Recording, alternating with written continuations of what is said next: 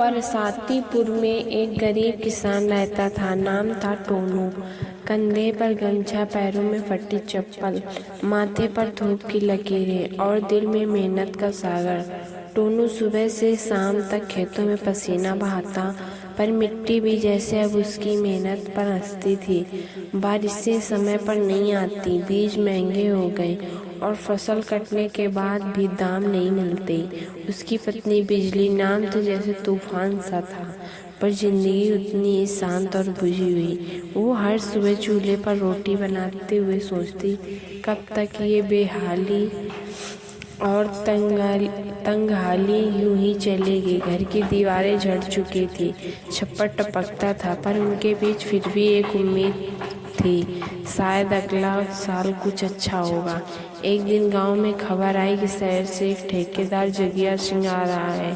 सरकार ने गांव में तालाब खुदवाने का काम दिया था और ठेका जगिया को मिला था।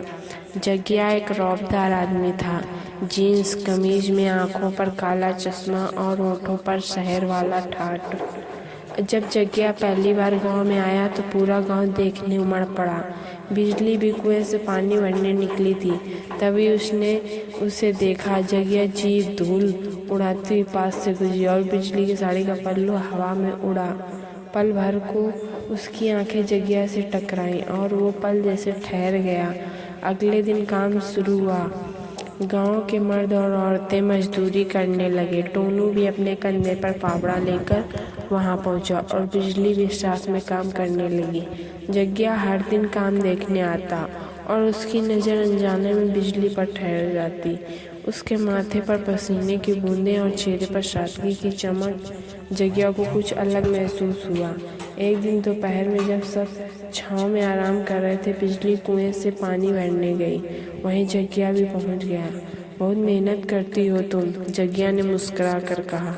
बिजली सकपका गई। गरीब आदमी की औरत हो ठेकेदार जी, मेहनत तो करनी ही पड़ती है, पर कभी अपने लिए भी कुछ सोचो। जिंदगी सिर्फ रोटी तक सिमट जाए तो जीना क्या हुआ, जगिया ने धीरे से कहा। बिजली कुछ पल चुप रही, पर उसके दिल में कुछ हिल गया था। शायद पहली बार किसी ने उसके थकने को महसूस किया था। दिन बीतते गए। जगिया हर दिन काम के बहाने बिजली से बातें करने लगा।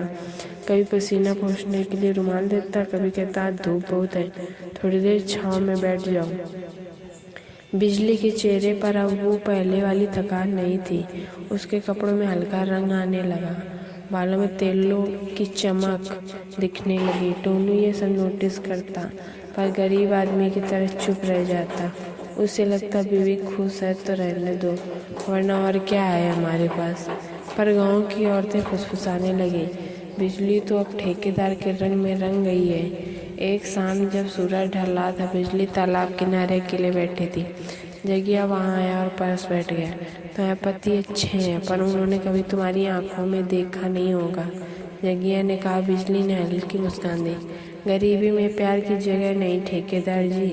तो क्या अगर गरीबी मिट जाए तो तुम किसी और से प्यार कर सकती हो, जगिया ने सीधा सवाल कर दिया। बिजली का दिल धड़क उठा। वो कुछ बोल न सकी, बस उसकी आंखें झुक गईं। उस रात पहली बार उसने टोनू की जगह जगिया का सपना देखा। अब गांव में बातें फैलने लगी। लोग कहने लगे बिजली अब ठेकेदार के संग दिखती है। खेत में भी, काम में भी। टोनू के कानों तक भी ये बातें पहुंची। वो अंदर से टूट गया, पर बाहर से कुछ न बोला। रात को उसने बिजली से पूछा, लोग कुछ कुछ कह रहे हैं, तू बतला सच्चाई क्या है।